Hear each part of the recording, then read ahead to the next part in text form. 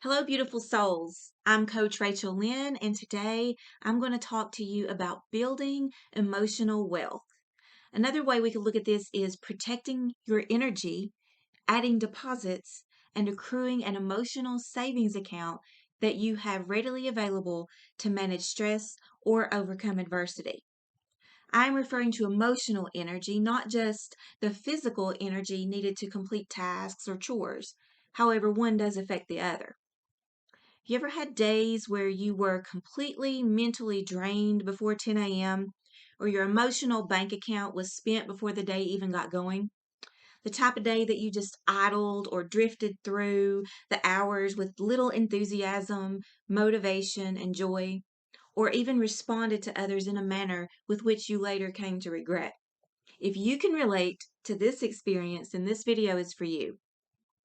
So let's imagine emotional energy as a bank account in terms of deposits, withdrawals, and savings. An emotional deposit is something that you do or experience that creates a sense of mental clarity, resolve, and peace. It adds funds to your well being. It increases your ability to communicate and interact positively with others, whether it be your partner, your child, your colleagues, or a stranger you meet on the street.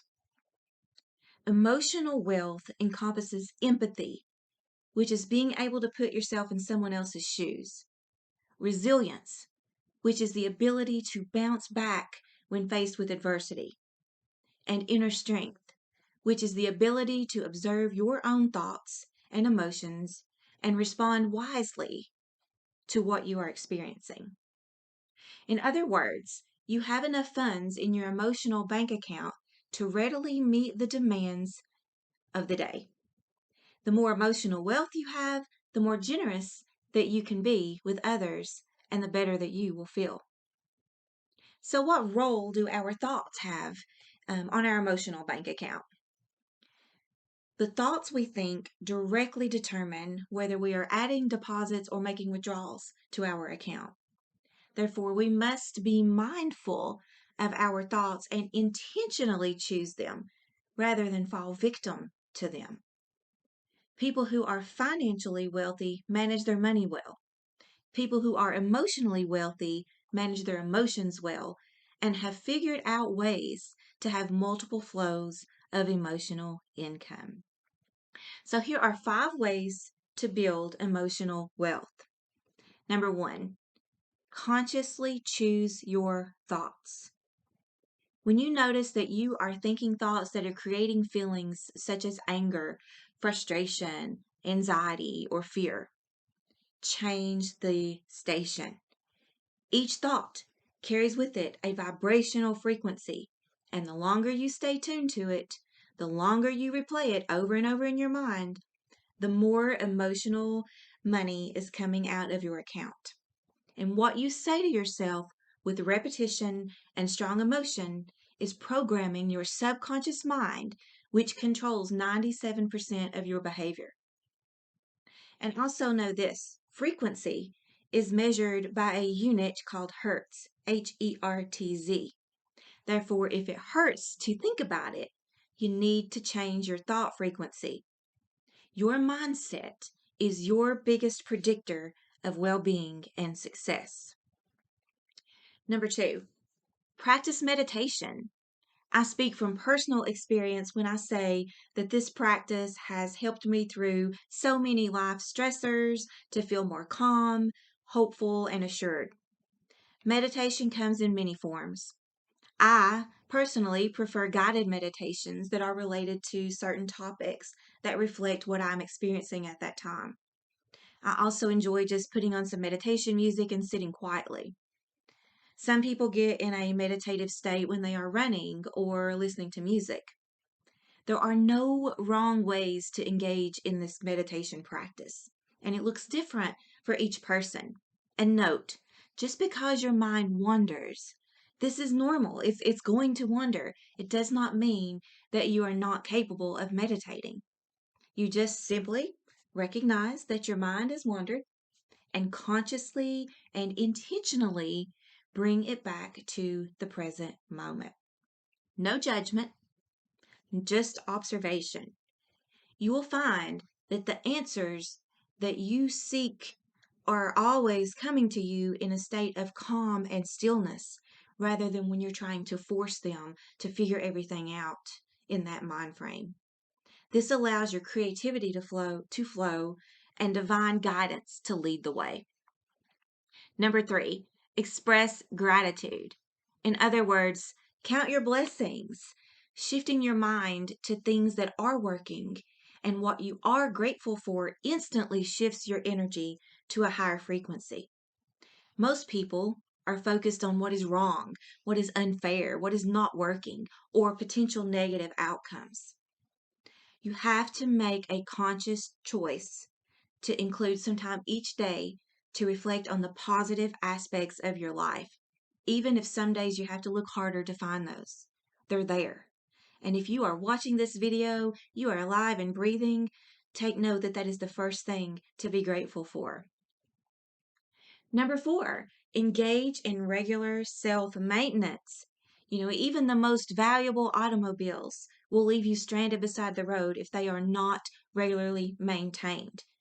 And this is an area that I have found that a lot of people neglect, their own self-care.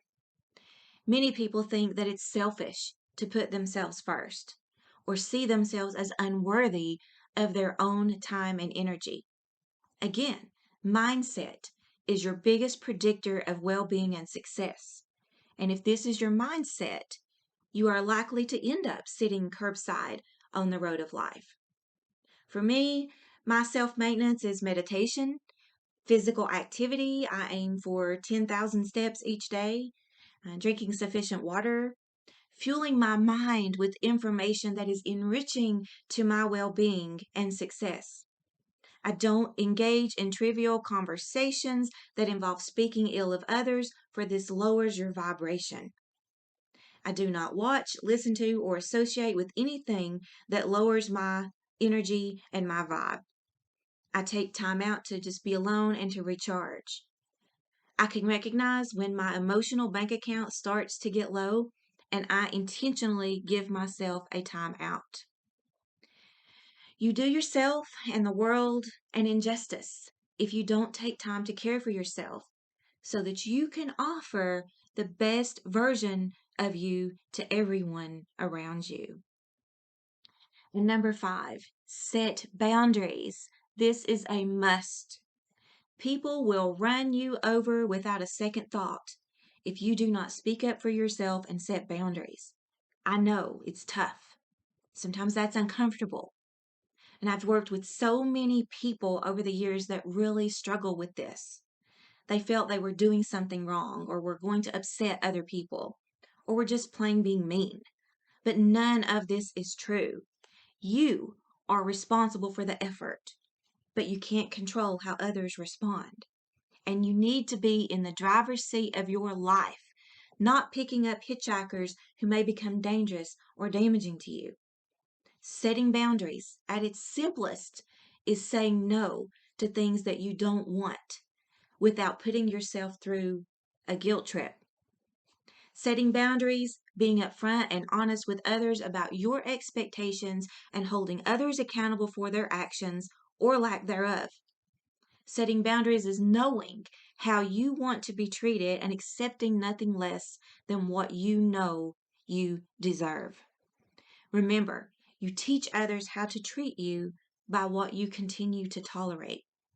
And sometimes saying no is the most freeing act that you can do for yourself. So to recap, if you are wanting to increase your emotional wealth, consciously choose your thoughts. Engage in some form of meditation practice. Again, you don't have to be perfect at it, just start. Express gratitude for even the simplest of things. Engage in regular self-maintenance or self-care.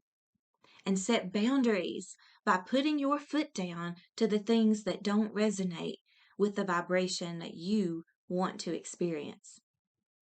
Thank you all for watching. I hope you enjoyed this video and that it resonated with you in some way. Please don't forget to like and subscribe. Until next time, I'm sending good energy to each of you. Thank you.